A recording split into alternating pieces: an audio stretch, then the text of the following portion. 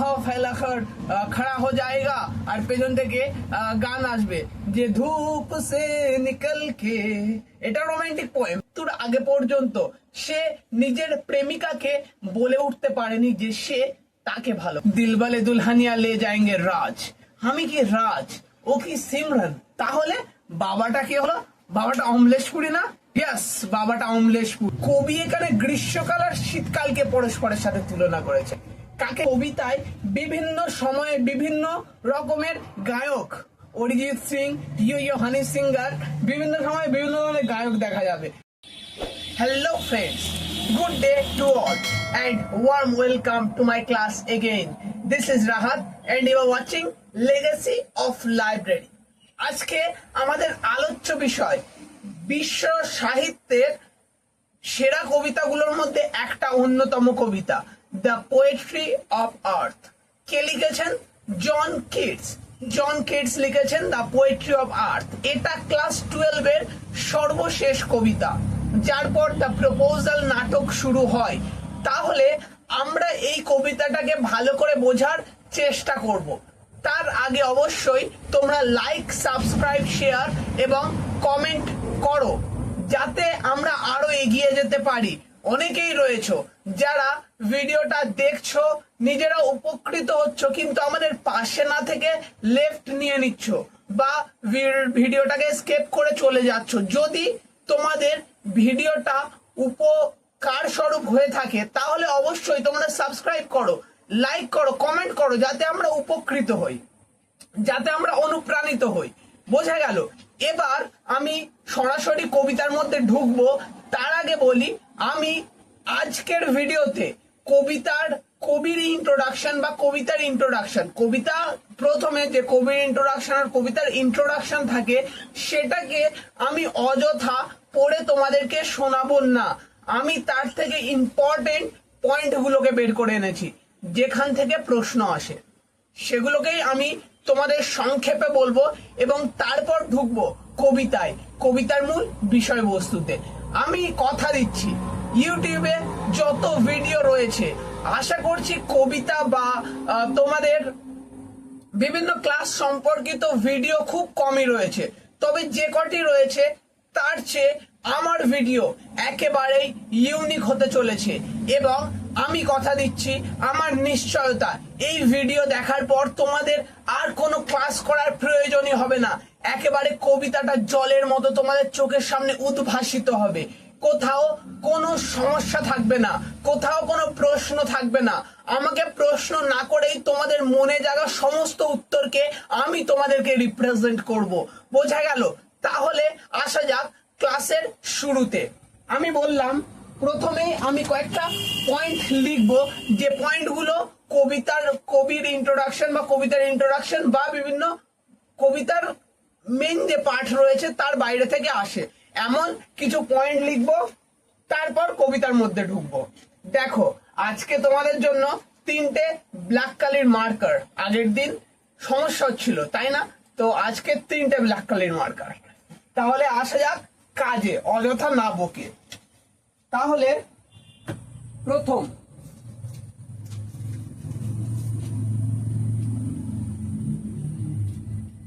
যেটা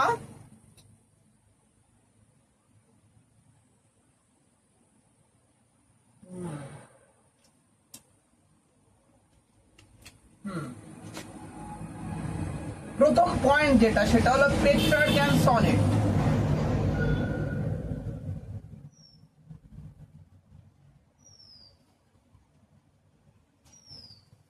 প্রথম পয়েন্ট যেটা সেটা হলো পেট্রার্ক অ্যান্ড সনেট। দ্বিতীয় পয়েন্ট যেটা সেটা হবে এর রাইম স্কিম।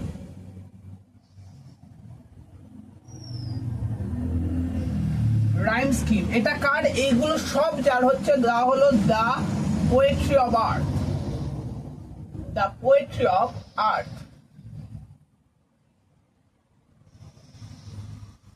Got it? তাহলে 3 নম্বর পয়েন্ট। 3 নম্বর পয়েন্টে কি আসবো? 3 নম্বর পয়েন্ট, সবকটা পয়েন্ট তোমরা ছোট ভাবেই মনে রাখবে, বিশেষ মনে রাখার কোনো প্রয়োজন নেই। এটা একটু বিশেষ মনে রাখবে, আমি বলে দেব। romantic poem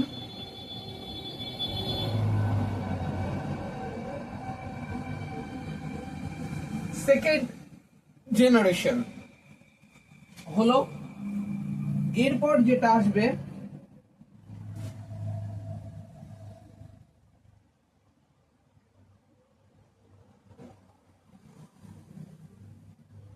lyrics.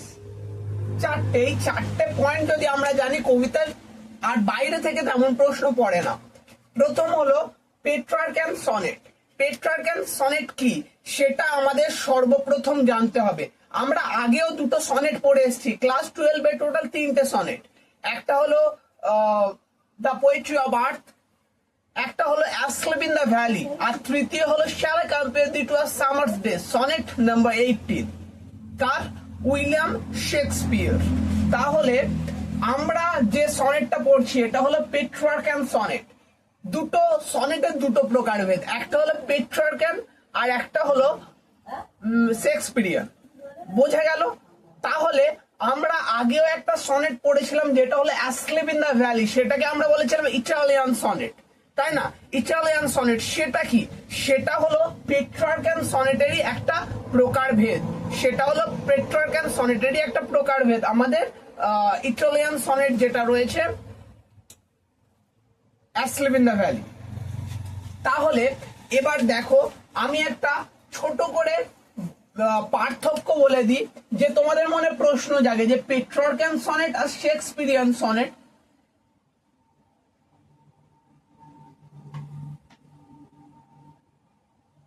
এই দুটোর মধ্যে ডিফারেন্স কি?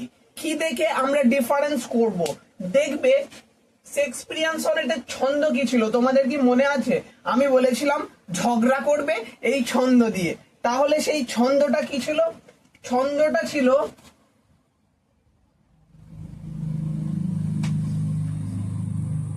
AB A B, C D C D, E F E F, G G. নিচে আন্ডারলাইন কেন আমি এমন ভেঙে ভেঙে করলাম? মনে আছে আমি বলেছিলাম এটা অক্টেভ, এটা সিস্টেট,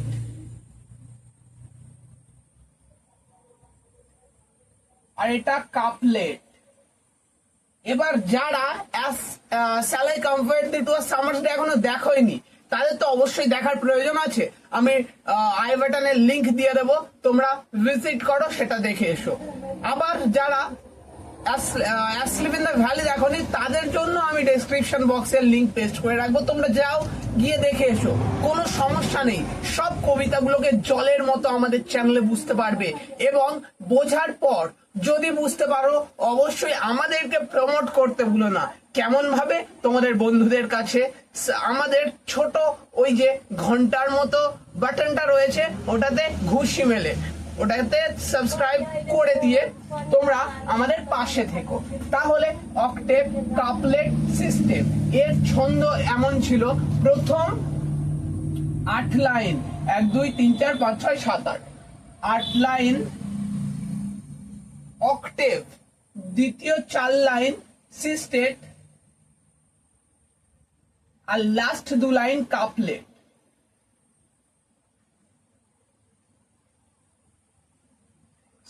বোঝা গেল? তাহলে পেট্রার্কান সনেটে কি হবে? ছন্দটা আমি আগে থেকেই বলে দিই, তোমরা লিখে নাও, শেষে কবিতা পড়ানো হয়ে গেলে বুঝে নিও। পেট্রার্কান সনেটের ছন্দটা হলো এবিবিএ এবিবিএ, সিডি সিডি, এবিবিএ এবিবিএ, সিডি সিডি।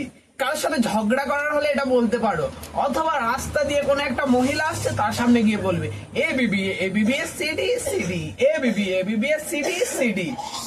যদি থাপ্পড় থেকে বাঁচতে যাও বলেই পালাবে, দাঁড়াবে না। দাঁড়ালেই তোমার হয় থাপ্পড় পড়বে, নয় জুতো। তাহলে আমাদের যে ছন্দটা একটু গালাগালির মতো শুনতে লাগলেও বা একটু ছেড়ছাড় ব্যাপার হলেও ছন্দ এটা। ABB ABB CD CD, ABB ABB এটা হলো অক্টেভ, আর সিডি সিডি এটা হলো সিস্টেট। দেখো এখানে কি কোনো কাপলেট আছে? পেট্রার্কান সনেটে কোনো কাপলেট নেই। এবার শেক্সপিয়ারিয়ান সনেটে কেন কাপলেট থাকে, কাপলেটের বিষয়টা কি? কাপলেটের যে মূল বিষয় সেটা হচ্ছে পুরো কবিতায় একটা ধোঁয়াশা থাকবে। ভালো করে বোঝার চেষ্টা করো, পুরো কবিতায় শেক্সপিয়ারিয়ান সনেটে পুরো কবিতায় একটা ধোঁয়াশা থাকবে, যেটা গিয়ে ক্লিয়ার হবে কাপলেটে। যেটা গিয়ে ক্লিয়ার হবে, সেই ধোঁয়াশাটা গিয়ে ক্লিয়ার হবে কাপলেটে। মানে যে অক্টেভ আছে, সিস্টেট আছে, অর্থাৎ এই 8 থেকে 4 12 লাইনে যে কথাগুলো বলা হবে, সেই কথাগুলোর মূল রিজনটা গিয়ে প্রকাশ হবে কাপলেটে। কিন্তু পেট্রার্কাম সনেটে ওরকম কোনো ব্যাপার নেই, প্রথম থেকে শেষ পর্যন্ত সবটাই ব্যাখ্যামূলক থাকবে, কোথাও থাকবে না ধোঁয়াশা। বোঝা গেল? তাই জন্য এটা পেট্রার্কাম সনেট। আর shall I compare thee to a summer's day ছিল শেক্সপিয়ারিয়ান সনেট। যারা এই বুঝতে পারছো না যে কাপলেটে গিয়ে কিভাবে ধোঁয়াশাটা সলভ হচ্ছে, তাহলে তারা ভিডিওটা দেখে নাও, আমাদের ডেসক্রিপশন বক্স, আই বাটন সব জায়গায় লিংক দিয়ে রেখেছি। কি চাই তোমাদের আর, গিয়ে দেখে নাও, চুটকি দিয়ে সবকিছু বুঝে যাবে। তাহলে আসা যাক, প্রথম আমাদের যে পয়েন্ট রয়েছে সেটা কমপ্লিট। প্রথম পয়েন্টটা আমাদের কমপ্লিট।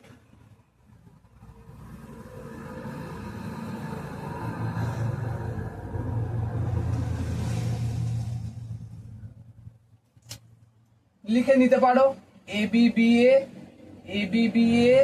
CD।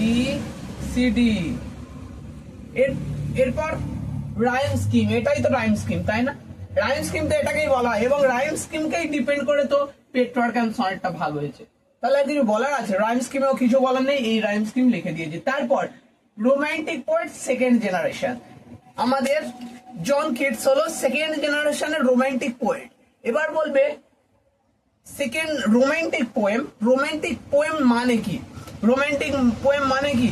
শাহরুখ খান বহ ফেলাখর খড়া হো जाएगा আর পেছন থেকে গান আসবে যে ধূপ সে নিকল কে, এটা রোমান্টিক পোয়েম না। রোমান্টিক পোয়েম এটা একেবারেই নয়। রোমান্টিক পোয়েম কি? রোমান্টিক পোয়েম হলো প্রকৃতির প্রতি ভালোবাসা। সে ভালোবাসা যেমন থাকতে পারে, কিন্তু প্রকৃতির প্রতি ভালোবাসা থাকবে। শুধুমাত্র শাহরুখ খান দুহাত ছড়িয়ে দাঁড়িয়ে পড়লো মানেই সেটা রোমান্টিক হয়ে যায় না। রোমান্টিক পোয়েম সেকেন্ড জেনারেশন, এটা সেকেন্ড জেনারেশনের রোমান্টিক পোয়েম, কিছু নয়। তারপর লিরিক্স আমি বলে দিলাম, লিরিক্স এর বিশেষত্ব কিছু নেই, লিরিক্স মানে আমি আলাদা করে এটা বোঝাতাম। তাহলে দেখো কিছু আছে, দুটো জিনিস জানলে, এটা জানলে কাম খাতাম। এটা আমরা পড়ে নিলাম যে রোমান্টিক পোয়েম অর্থাৎ একটা রোম্যান্স ব্যাপার থাকবে কবিতাটার মধ্যে।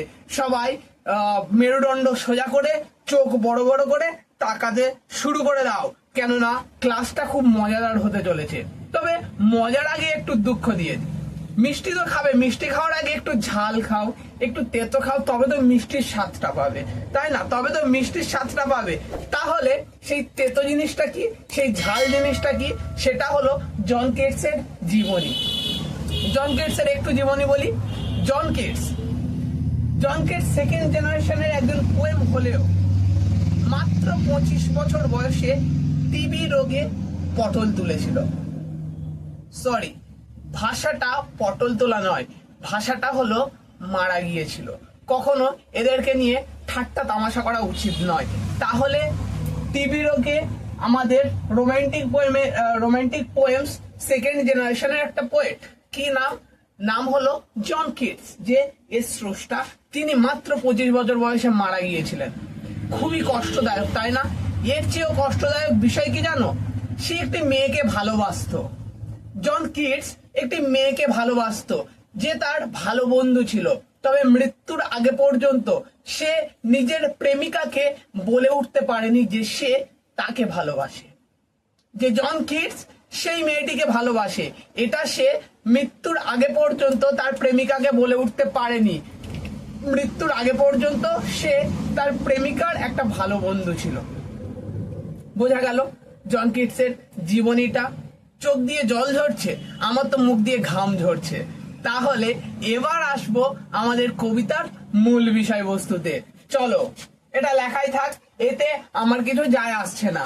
বইটা অবশ্যই খুলবে, কেউ অলসতা দেখাবে না। পড়াশোনার দিকে অলসতা একেবারেই কাজ করে না।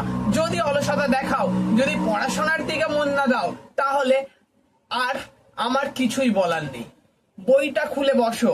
যদি বই না খুলে চালাকি করো যে স্যার কিভাবে বুঝবে আমি বই খুলছি না, তুমি আমার সাথে চালাকি করছো না, তুমি নিজের সাথে চালাকি করছো। তাহলে আমি আরো একবার বললাম, বইটা সামনে খুলে নাও, না হলে কবিতার মাথা থেকে মুন্ডু আপাত থেকে মস্তক কিছুই বুঝতে পারবে না। তাহলে আমি এবার বইটা খুলে নিই, শুধু তোমাদের তো জ্ঞান দিলে হবে না, নিজেকেও পড়তে হবে। তাহলে আমি বইটা খুলে নিই।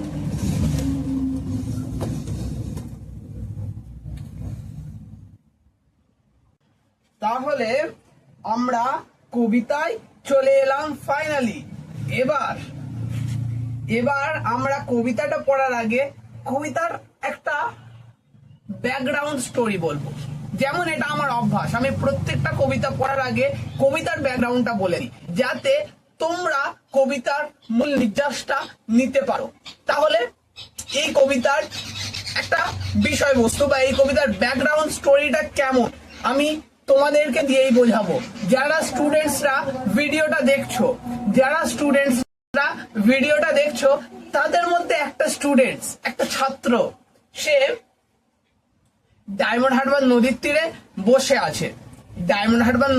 বসে আছে নিজের প্রেমিকা গার্লফ্রেন্ডের সাথে দেখা করার জন্য বসে রয়েছে। কিন্তু দেখা গেল তার বাবা তার প্রেমিকাকে বাড়ি থেকে ছাড়েনি, সরস্বতী পূজার দিন ধরতে পারো, বাড়ি থেকে ছাড়েনি। মন খারাপ করে আকাশের দিকে তাকিয়ে তুমি বসে রয়েছো। তারপর খেয়াল এলো, আমি কি রাজ চক্রবর্তী ডিরেক্টর? না, দিলবালে দুলহানিয়া লে যায়েঙ্গে রাজ। আমি কি রাজ, ও কি সিমরন? তাহলে বাবাটা কি হলো? বাবাটা অমলেশপুরি না? ইয়েস, বাবাটা অমলেশপুরি। এবার তুমি আকাশের দিকে তাকিয়ে বসে তোমার সিচুয়েশনটা, মানে রাজ আর সিমরানের প্রেম কাহিনীর মাঝখানে অমলেশপুরীকে নিয়ে চলে এলে। অমলেশপুরি তোমার প্রেমিকার বাবা। এবার কি হবে, তুমি তাকে নিয়ে তোমার বাবার অমলেশপুরীর সেই দিলওয়ালে দুলহানিয়া ফিল্মে অমলেশপুরীর সাথে তোমার বাবার তুলনা করছো। তোমার বাবা না, সরি, তোমার বাবা হবে, তাই না? তোমার প্রেমিকার বাবা, দুজনকে তুলনা করছো, আকাশের দিকে তাকিয়ে তুলনা করছো। এবার কবিও ঠিক এখানে এমন একটা ঘটনা ঘটিয়েছেন। কবি কি করেছেন, যেমন তুমি তোমার প্রেমিকার বাবার অমলেশপুরীকে পরস্পরের সাথে তুলনা করছিল, তেমন কবি এখানে গ্রীষ্মকাল আর শীতকালকে পরস্পরের সাথে তুলনা করেছে। কাকে? গ্রীষ্মকাল আর শীতকালকে। অরিজিনালি তুমি যখন অমলেশপুরীর কথা ভাবছিলে, কার সাপেক্ষে ভাবছিলে? তোমার প্রেমিকার বাবার সাপেক্ষে। তাহলে এখানে কবি কি করেছে, এখানে কবি শীতকালে বসে রয়েছে, কবি শীতকালে বসে গ্রীষ্মকালের কথা ভাবছে। অর্থাৎ তুমি তেমন কি হয়েছে, তুমি নিজের প্রেমিকার বাবার কথা ভাবতে ভাবতে অমলেশপুরীর কথা ভাবছিলে, তেমনি কবি শীতকালে বসে গ্রীষ্মকালের কথা ভাবছে। তাহলে তুমি কি করছো, তুমি নিজের প্রেমিকার বাবার সাথে যেমন অমলেশপুরীর তুলনা করছো, তেমন কবি শীতকালে বসে গ্রীষ্মকালকে মনে করছে শীতকালের সাথে কোনো একটা তুলনা পেয়েছে, কোনো একটা কম্পেয়ার পেয়েছে, সেটাকে নিয়ে কবি সমগ্র কবিতাটা লিখেছে। তাহলে আমি কবিতাটা শুরু করার আগে সমস্ত বিষয়গুলোকে পরিষ্কার করে দেব, যাতে কবিতাটা পড়তেই তোমাদের সমস্ত বিষয় ক্লিয়ার হয়ে যায়। দেখো, একটা জিনিস দেখায়, এটা যদি অমরেশপুরী হয় আর এটা যদি তোমার প্রেমিকার বাবা হয়, আমি এমন ভাবে কেন বোঝাই? আমি এমন ভাবে বোঝাই যাতে প্রত্যেকটা জিনিস তোমাদের মাথার মধ্যে ছবির আকারে বসে যায়। তাহলে তোমরা একটা প্রশ্ন করতে পারো যে স্যার শুধুমাত্র প্রেমিক প্রেমিকা ভালোবাসা এগুলো দিয়েই কেন বোঝায়? আসলে এখনকার জেনারেশন তো এটার উপর ডিপেন্ড করে আছে, তাই না? তাহলে আমি যেটা দিয়ে বোঝাবো সেটা দিয়ে যেন তোমাদের মাথার মধ্যে সবটা ক্লিয়ার হয়ে যায়, আমি তাই জন্য বোঝাই। তাহলে অমরেশপুরী ড্যাডি, বাবা আর ভিলেন, এই দুটোর মধ্যে একটা কম্পেয়ার করছে না? তুমিও তো করছো, একটা কম্পেয়ার করছো। ড্যাডি অমলেশপুরী, দুজনের মধ্যে একটা কম্পেয়ার হচ্ছে। যদি এখান দিয়ে শুরু করো, এখান দিয়ে তোমরা অমলেশপুরীর কাছে এলে, তেমন ভাবে এখান দিয়ে আবার ড্যাডির কাছে চলে আসতে পারবে না। একটা গোলাকার চক্রাকার আবর্তন, একটা গোলাকার ভাবে বিষয়টা চলছে, যেন কোথাও এর শেষ নেই, কোথাও এর শেষ নেই, একটা বৃত্তাকার আবর্তন। ঠিক তেমনি এই আমরেশপুরীর জায়গায় যদি আমরা সামার ধরে নিই, আমরেশপুরি একটু গরম তো, সামার ধরে নিই, আর ড্যাডি সে বিয়ের সময় ঠান্ডা হয়ে যাবে, তাহলে এটা উইন্টার ধরে নিই। সামার আর উইন্টার, সামার আর উইন্টার এই দুটোর মধ্যে একটা চক্রাকার আবর্তন আছে, এই দুটো যেন পরস্পরের সাথে বৃত্তাকারে জড়িত। এটাই কবি দেখিয়েছে যে সামার শেষ হলে উইন্টার আসে, উইন্টার শেষ হলে সামার আসে। আমাদের দেশে কি, আমাদের দেশে কত ঋতু, গ্রীষ্ম, বর্ষা, শীত, হেমন্ত, বসন্ত, সব ঋতু যেন আমাদের দেশটাকে জড়িয়ে পেঁচিয়ে রয়েছে। কিন্তু বাইরের দেশে অত সময় নেই।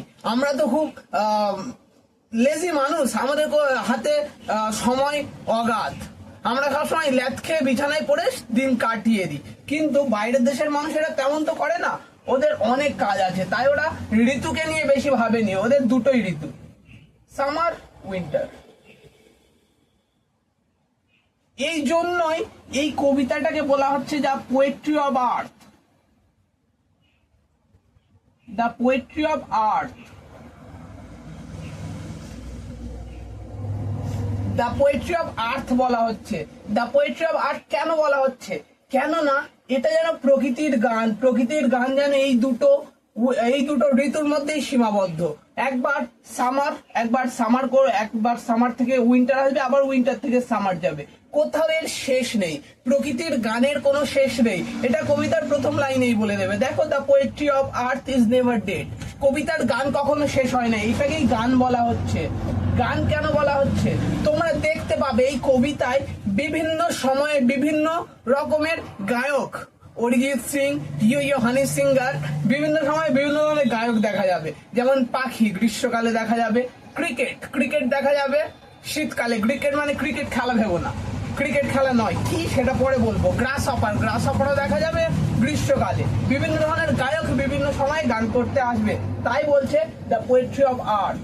সামারে কিছু গায়ক গান করতে আসে, উইন্টারে কিছু গায়ক গান করতে আসে, তাহলে এই দুটোর মধ্যেই সীমাবদ্ধ থাকে পুরো আর্থটা, তাই পোয়েট্রি অফ আর্থ। এবার আরেকটা জিনিস খেয়াল করো, আরেকটা জিনিস কবিতার মধ্যে দেখেছো কিনা জানি না, কবিতাটার নাম এমন, দ্য পোয়েট্রি অফ আর্থ।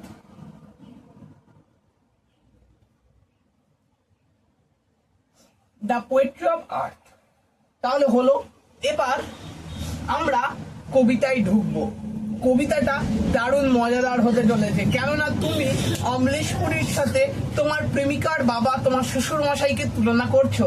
তাহলে আসা যাক কবিতার মধ্যে, সামার আর উইন্টার এই দুজনের মধ্যেই খেলাটা পুরো কবিতায় ঘটবে। বলছে প্রথম 8 লাইন অক্টেভ। এটাও তোমাদের বলে রাখি যে অক্টেভ, আমি যা বলছি এটা এইটুকু যদি মনোযোগ দিয়ে শোনো, পুরো কবিতা দুধে ভাতে জলে ভাতে, কিচ্ছু নাই কবিতার মধ্যে। অক্টেভ হচ্ছে প্রথম 8 লাইন, তাই না? 8 লাইন অক্টেভ, তো এর মধ্যে সামারের বর্ণনা থাকবে, সামার গ্রীষ্মকাল। আর সিস্টেট প্রথম 6 লাইন, এর মধ্যে উইন্টার থাকবে। কিচ্ছু নেই, সামার উইন্টার অক্টেভ সিস্টেট কিচ্ছু নেই, সব হয়ে যাবে একেবারে জ্বলন্ত আগুন তোমার কাছে। তাহলে এবার কবিতায় আসবো।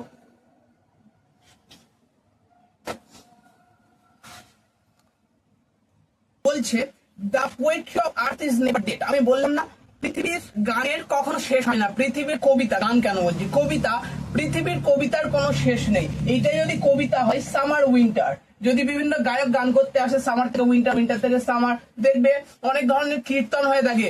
রাতের কীর্তনটা আমি ঠিক জানি না, 24 ঘন্টা কীর্তন হয়। কেমন? সকাল থেকে সন্ধ্যা পর্যন্ত একজন কীর্তন করবে, আর সন্ধ্যার পর থেকে রাত পর্যন্ত একজন কীর্তন করবে। রাতের বেলা সব ঘুমিয়ে পড়বে, সে ঘুমের ঘোরে কীর্তন করবে, বল, পেছন থেকে একজন ঢোল বাজালো টাং করে, আবার সে জেগে উঠবে, না গানটা করতে হবে, আবার একটু বললো, আবার চিনি বললো, আবার টাং করে বাজালো, আবার উঠে দাঁড়ালো, এমন একটা কীর্তন হয়। তার ঠিক সেরকম সামার থেকে উইন্টার হবে, উইন্টার থেকে সামার হবে, গোলাকারে চলতে থাকবে। তাই বলছে the poetry of earth is never dead, পৃথিবীর যে কবিতা আছে তার কোনোদিন শেষ নেই।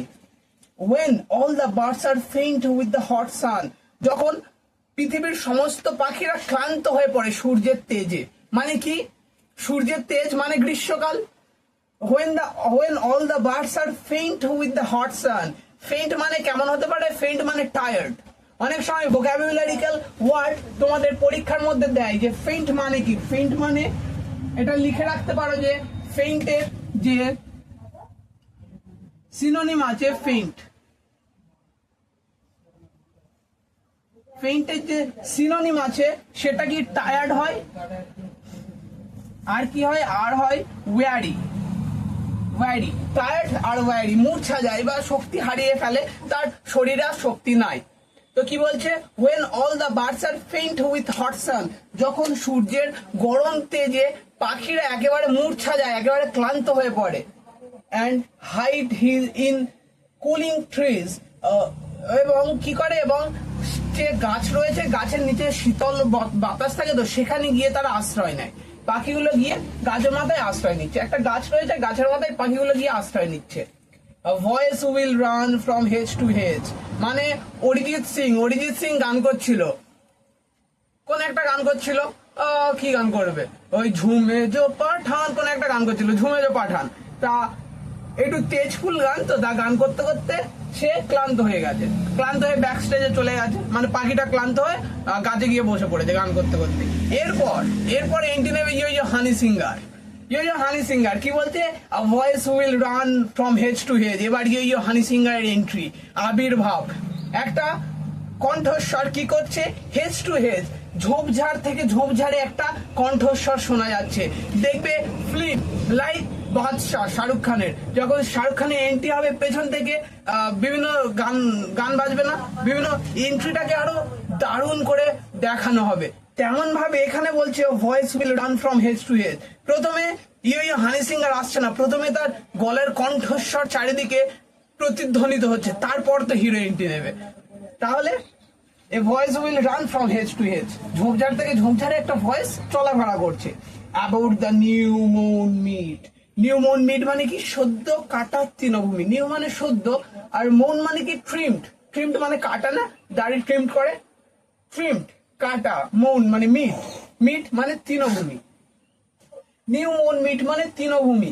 দেখবে এই হেজ টু হেজটা কি, মানে এই লাইনের সম্পূর্ণ অর্থ বলতে যাচ্ছে আমাদের যে গ্রামাঞ্চল এলাকাতে যারা থাকো তারা বেশিরভাগটা বুঝতে পারবে। গ্রামাঞ্চল এলাকাতে ধান কাটার পর সেগুলোকে খড় হিসাবে বিভিন্ন জায়গায় স্তূপ করে রাখা হয়, কোথাও এটা, কখনো এটা, মানে যার পেছনে তোমরা প্রেম করতে যাও আর কি, হ্যাঁ ওর পেছনে। তো এই যে বিভিন্ন যে স্তূপ করে রাখা আছে এটাকেই বলছে হেজ, ঝোপ। এরকম ঝোপঝাড় থেকে ঝোপঝাড়ে একটা কণ্ঠ শোনা যাচ্ছে, কে এন্ট্রি নেবে, হানি সিঙ্গার। তারপর বলছে দ্যাট ইজ গ্রাস হপার, এটা হলো ঘাস ফড়িং। কে, হানি সিঙ্গার হলো ঘাস ফড়িং।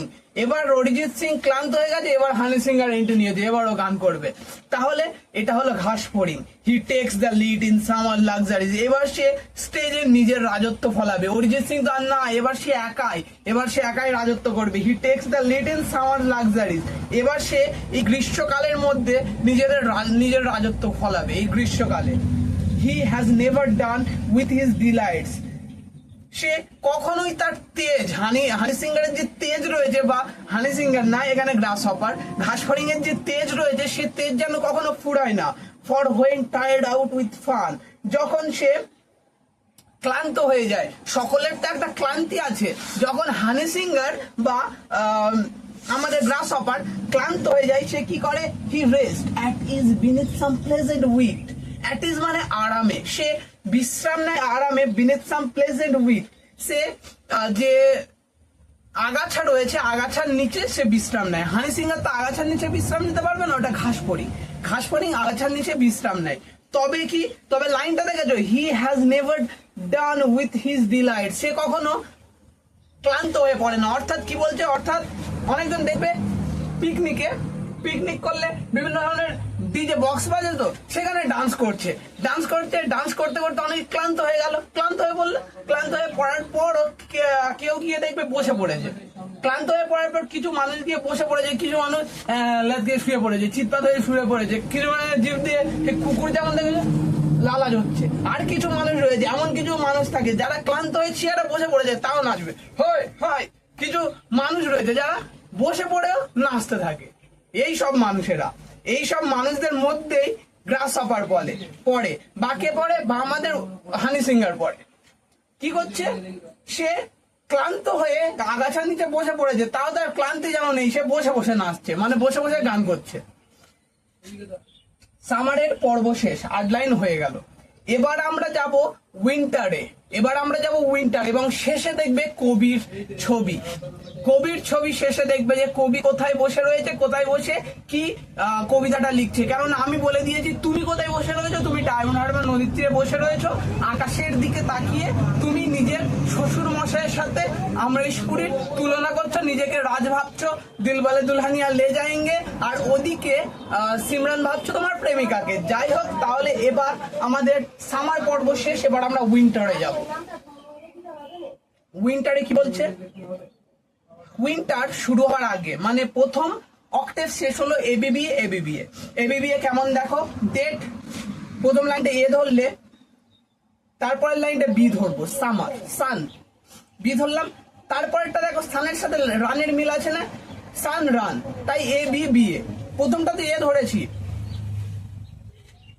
দেখো তাও একবার লিখে বোঝায়, তোমাদের যা মস্তিষ্ক আমারও বিশেষ ভালো নয়, তাও পরিশ্রম তো সবকিছুই পরিবর্তন করে দেয়। তোমরা যদি পরিশ্রম করো তোমরাও হয়ে উঠবে এক একটা লেজেন্ড। তাহলে দেখো প্রথমে রয়েছে ডেট আছে তো, এটাকে আমরা এ ধরে নিলাম, সান এটাকে আমরা বি ধরে নিলাম। এরপর দেখো আছে রানটার কি এই দুটোর সাথে মিল আছে, যদি যার সাথে মিল থাকবে সেই চিহ্নটা এর পাশে বসাবো, বোঝা গেল। যদি মিল না থাকে তাহলে সি ধরে নেব। মিল আছে দেখো, মিল আছে দেখো, সানের সাথে রান মিল আছে না, তাহলে এটা বি। তারপরে যেটা আছে দেখো মিডের সাথে এরকম একটা মিল আছে, সান রানের মিল নেই কিন্তু ডেট আর মিল আছে না, তাহলে এবিবিএ। এর পরেরও 4 লাইন দেখো এবিবি ওরকম করে মিল আছে। তারপর তাহলে আমাদের অক্টেভ শেষ, এবার কাপলেটে, এবার সিস্টেটে যাব। কাপলেট কেন যাব, সিস্টেটে যাব। এবার আমরা যাব শীতকালে কি হবে দেখো, বলছে the poetry of earth is seizing never. আবারও সেই লাইনটা বলছে একটু ঘুরিয়ে, শব্দ চয়নটা একটু আলাদা। এই পৃথিবীর যে কবিতা সেটা কখনো শেষ হয় না। কেন শেষ হয় না আমি বলে দিয়েছি, সামার উইন্টার, অমলেশপুরি তোমার বাবা, আর অরিজিৎ সিং আর ওদিকে হানি সিঙ্গার। তাহলে the poetry of earth is seizing never কখনো শেষ হয় না। On a loan winter evening, একটা একাকিত্বপূর্ণ একটা শীতের রাতে বলবে না, শীতের সন্ধ্যাবেলায়, ইভিনিং মানে সন্ধ্যাবেলায়। when যখন the frost মানে কি তুষার, when the frost has wrought a silent, wrought মানে কি নিয়ে আসা, মিনিং গুলো লিখে রাখবে তাহলে পরবর্তীতে সুবিধা হবে। when the frost has wrought a silent, যখন তুষার চারিদিক নিস্তব্ধ করে দেয়। তুষার কেন নিস্তব্ধ করে দিচ্ছে, বিকজ এবার তো আমরা শীতকালে ঢুকে গেছি, গ্রীষ্মকাল শেষ শীতকালে ঢুকে গেছি। আমাদের এলাকায় বা আমাদের ভারতবর্ষে হয়তো শীতকালে তুষারপাত হয় না, কিন্তু এটা তো জন কিটস তো বাইরের দেশের, জন কিটস ইংলিশ রোমান্টিক মুভমেন্টের একজন পোয়েট ছিল। তাহলে তাদের ওখানে তুষারপাতে আমাদের বরফ পড়ে, তুষারপাত হয়। তাহলে when the frost has wrought a silent, যখন তুষার একটা চারিদিকে নিস্তব্ধতা নিয়ে আছে, রাত মানে নিস্তব্ধ থাকবে আর চারিদিকে শীতকাল মানে ঘুটঘুটে নিস্তব্ধতা, সে আমরাও এখানে অনুভব করতে পারি। শীতকাল মানে সেই আগেকার মতো যে আমাদের চৌকিদার থাকে, জাগতে রহো, এখন আর বলে না, তাহলে কি আমাদের চারপাশটা একেবারে নিস্তব্ধ থাকে, বাইরের দেশের ওই একই পরিস্থিতি সেখানেও যখন ফ্রস্ট আছে চারপাশকে নিস্তব্ধ করে দেয়, যেহেতু সন্ধ্যাবেলা, from the stove there shrills. দেখবে যেহেতু চারপাশে তুষারপাত হচ্ছে, তখন দেখবে কি হয় যে আমাদের রুম রয়েছে, সেই রুমে স্টোভস থাকে। স্টোভস মানে কাঠ দিয়ে একটা আগুন জ্বালানো থাকে, বা যেটাকে বলতে পারো চিমনি দিয়ে ধোঁয়া বেরোয় না, চিমনির নিচে ওই স্টোভসটা করা থাকে, যেখান থেকে তোমাদের ওই যে গ্রীষ্ম তাপটা তোমরা গায়ে অনুভব করতে পারো। তাহলে এখানেই লেখকের আবির্ভাব পাবে, তাই ভালো করে মনোযোগ দিয়ে শোনো। From the stove there shrills, shrills মানে কি তীক্ষ্ণ শব্দ। ফ্রম দ্য স্টোভ, যেখানে আগুন জ্বলছিল বাড়ির ঘরের মধ্যে যেখানে আগুন জ্বলছিল, কিসের জন্য? শীতকে দূরায়িত করে একটু উষ্ণতা পাওয়ার জন্য। সেখানে একটা শেলস, একটা তীক্ষ্ণ শব্দ হচ্ছে। দ্য ক্রিকেট সং, এটা হলো ঝিঁঝি পোকার ডাক, এটা হলো রাত পোকার ডাক। যেটা বলবে সেটাই হবে। দ্য ক্রিকেট সং, একটা রাত পোকার ডাক। ওই যে যেখানে আগুন জ্বলছে স্টোভ, তার চারপাশে একটা রাত পোকা ঘুরে বেড়াচ্ছে। সেই রাত পোকার ডাকটা কেমন? তীক্ষ্ণ থেকে তীক্ষ্ণতর, যেখানে বলে যে শিলস, তীক্ষ্ণ থেকে তীক্ষ্ণতর। কমা কমা দিয়ে বলছে, এই লাইনটা ভালো করে বুঝবে। ইন ওয়ার্মথ ইনক্রিজিং এভার, সেখানে যদি ওই আগুনের সামনে তুমি গিয়ে বসে থাকো, সেই আগুনের তাপ যখন তোমার গায়ে লাগবে, ধীরে ধীরে তোমার গাটাও ধীরে ধীরে উষ্ণ হবে না? ধীরে ধীরে উষ্ণ হবে, ডাইরেক্ট তো হবে না। তাহলে বলছি ইন ওয়ার্মথ ইনক্রিজিং এভার, তাহলে তোমার মধ্যে যে উষ্ণতা ছিল সেটা ধীরে ধীরে বাড়ছে। উষ্ণতা, চারপাশের উষ্ণতা, তারপর চারপাশের টেম্পারেচার, সেটা যেন ধীরে ধীরে বাড়ছে। তারপর লাস্ট দু লাইন খুব important. And seems to one, এবং কেউ একজন মনে হচ্ছে, কেউ একজন বসে আছে, তার মনে হচ্ছে। কোথায় বসে আছে? ওই যে স্টোভ রয়েছে, ওই স্টোভের সামনে বসে রয়েছে। সিমস টু ওয়ান, কেউ একজন ওই স্টোভের সামনে বসে রয়েছে, যার মনে হচ্ছে। আগে যে কেমন বুঝে নাও। Seems to one in drowsiness half lost, যে অর্ধ ঘুম আচ্ছন্ন, অর্ধ তন্দাচ্ছন্ন, ওই আগুনের সামনে, ওই স্টোভের সামনে বসে অর্ধ তন্দাচ্ছন্ন একজন লোক বসে রয়েছে। এটাই হলো কবি, এটাই হলো কবি, যে অর্ধ তন্দাচ্ছন্ন অবস্থায় একটা স্টোভের সামনে বসে রয়েছে, আর সেই স্টোভের আগুনের যে উষ্ণতাটা, সেটা তার গায়ে লাগছে। The grass hopper among some grassy hills, তখন তার কি মনে হচ্ছে? অ্যামং সাম গ্রাসি হিলস মানে তৃণাচ্ছাদিত, গ্রাসি হিলস তৃণাচ্ছাদিত একটা এলাকার মধ্যে যেন একটা গ্রাস হপার ডাকাডাকি করছে। লাইনটা ভালো করে বোঝো। এবার আমি লাইনটা একটু বোঝাই। বলছে এই যে স্টোভ, এটা যদি স্টোভ হয়, এর সামনে একটা মানুষ বসে আছে, যে হলো পোয়েট। এখান থেকে উষ্ণতাটা এসে তার গায়ে লাগছে, এর ফলে কি হচ্ছে? এর ফলে এখানে একটা কি ঘুরছিল? এখানে একটা ক্রিকেট ঘুরছিল না? ক্রিকেট সং ছিল, একটা ঝিঝি পোকা, রাত পোকা ঘুরছিল।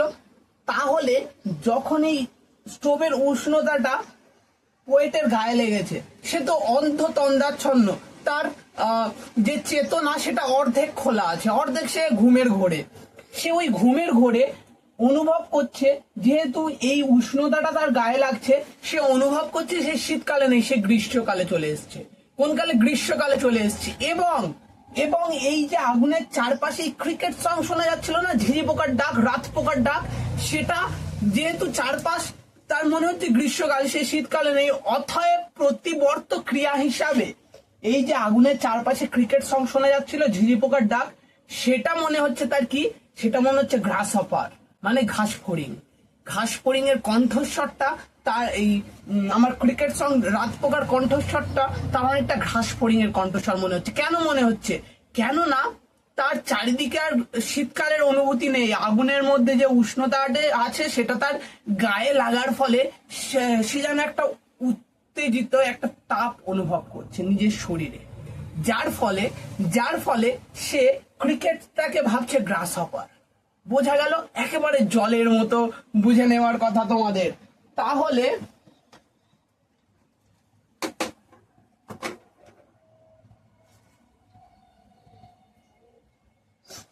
এর মধ্যে কোনো প্রশ্ন নেই। এই কবিতার মধ্যে থেকে আমরা একটা বড় কোশ্চেন করব। একটা বড় কোশ্চেন করলে 2025 এইচএস এর জন্য হায়ার সেকেন্ডারি এডুকেশনের জন্য এনাফ 2025-এ। বোঝা গেল? একটাই বড় কোশ্চেন করবো, সেটা কি সেটা এখন বলবো না, সেটা আমি বলবো পরে কোনো ভিডিওতে, সেটা এখন আমি একেবারেই বলতে পারবো না, কারণটা তোমাদের নাইবা বললাম। তাহলে এতটা বোঝা গেল octave, sestet, couplet, romantic poem, Petrarch and sonnet. যদি বুঝে থাকো অবশ্যই লাইক, কমেন্ট, শেয়ার, সাবস্ক্রাইব অবশ্যই করো, কেননা এটাই তো আমাদের মোটিভেশন। আমি কথা দিয়েছিলাম কবিতাটাকে একেবারে জল করে রেখে দেবো, হয়তো জল হয়ে গেছে, তবে আমার মুখ থেকে জলের মতো ঝর্ণা বইছে, ঘাম পড়ছে। তাহলে আর আমি কথা বাড়াতে পারবো না, পরের ক্লাসে আবার একটা দুর্দান্ত কোনো টপিক নিয়ে হাজির হব। তো আজকের জন্য টাটা, গুড বাই। এবং আমি বলেছিলাম বিশ্বের ইতিহাসে প্রথমবার গ্রামারে ট্রান্সফরমেশন অফ সেন্টেন্সের সূত্র আমি অলরেডি 2টো ভিডিও পোস্ট করে দিয়েছি, কিন্তু তোমাদের এত কৌতূহল যে সেখানে তোমরা অতটাও দেখছো না। কেন দেখছো না? শেখার ইচ্ছা নেই? যদি শেখার ইচ্ছা থাকে ডেসক্রিপশন বক্সে লিংক দিয়ে দেবো, ক্লিক করো, গিয়ে দেখে এসো। সো আর কথা বাড়াবো না, stay healthy, be careful, keep practice with English with Rahat sir, and tata, good bye. Like, subscribe, share, comment তোমাদের কাজ, আমি আর বলবো না। টাটা।